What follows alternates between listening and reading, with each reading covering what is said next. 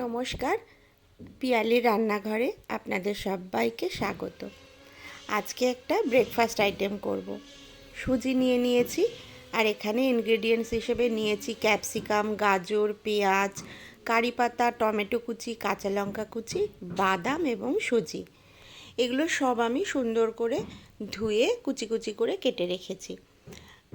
গ্যাসে একটা কড়াই বসিয়ে দিয়েছি, আর কড়াই গরম হতে দিয়ে দিয়েছি সাদা তেল। এবার আমি দুটো শুকনো লঙ্কা দিয়ে দিলাম তেলের ওপরে। শুকনো লঙ্কা ভাজার একটা সুন্দর গন্ধ বেরোলে আমি এর মধ্যে দিয়ে দেব সর্ষে ফোড়ন। উপমা একটা সাউথ ইন্ডিয়ান ডিশ, তাই কারি পাতা মাস্ট আর সর্ষে ফোড়ন মাস্ট। এই তিনটের কম্বিনেশানে শুকনো লঙ্কা, কারি পাতা আর সর্ষের এত সুন্দর একটা স্মেল আসে, মনে হয় যে ইডলি ধোসার জগতে প্রবেশ করে নিয়েছি।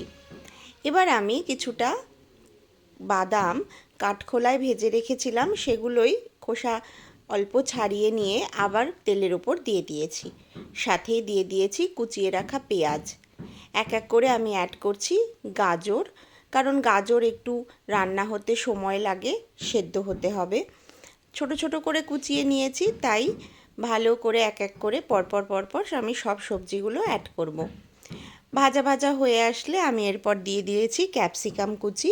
ক্যাপসিকামটাও একটু নরম হয়ে আসলে টমেটো কুচি এবং কাঁচা লঙ্কা কুচি, যে যেরকম ঝাল খাবে সেই অনুযায়ী দিতে হবে। সমস্ত উপকরণগুলোকে ভালো করে নাড়াচাড়া করব।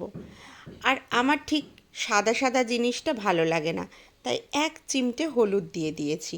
দিয়ে আমি সমস্ত সবজিগুলোকে হালকা ফ্লেমে ঢেকে নাড়াচাড়া করব, যাতে সবজিগুলো খুব গলেও না যায়, আবার একদম শক্তও না থাকে। এরপরে আমি এর মধ্যে সুজিটা অ্যাড করব। সুজি দিয়েও কিন্তু অনেকক্ষণ ধরে সুজিটাকে ভাজবো। সুজি এবং সবজি একসাথে সুন্দরভাবে মিক্স হয়ে যাবে। আন্দাজ মতন দিয়ে দেব নুন আর সামান্য একটু মিষ্টি। এবার যে কাজটা করতে হবে সেটা হচ্ছে জলের আন্দাজটা কিন্তু খুব বুঝে বুঝে দিতে হবে। অল্প অল্প জল দিয়ে ভালো করে নেড়ে চেড়ে স্ট্যান্ডিং টাইম কিছুটা 2 মিনিট মতন ঢাকা দিয়ে রাখলেই কিন্তু আমাদের ঝরঝরে উপমা রেডি। সকালবেলার ব্রেকফাস্ট হোক কি সন্ধেবেলার টিফিন, যে কোনো সময় ঝটপট রান্না করে বাচ্চা বড় সবার প্লেটে দিয়ে দেওয়া যায়, আর এত টেস্টি হয় খেতে। তোমরাও করে খেয়ে দেখবে আর আমাকে জানাবে কেমন লাগলো। আরও বলি, তোমরাও রেসিপিগুলো ট্রাই করো, বা তোমাদের কি কি নিজের মতন রেসিপি আছে সেগুলোও শেয়ার করো। ধন্যবাদ আমার সঙ্গে থাকার জন্য।